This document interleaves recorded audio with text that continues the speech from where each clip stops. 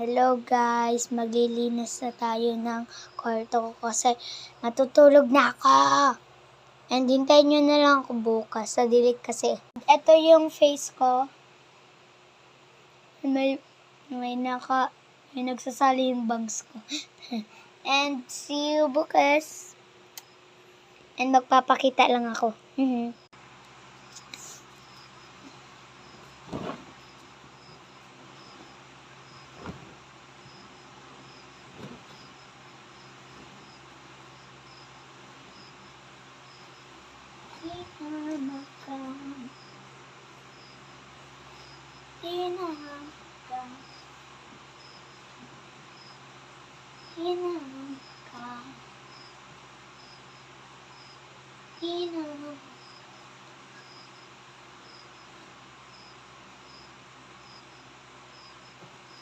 And yun na, and matutulog na ako.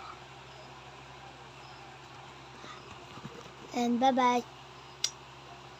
Jesus love you. And bye-bye.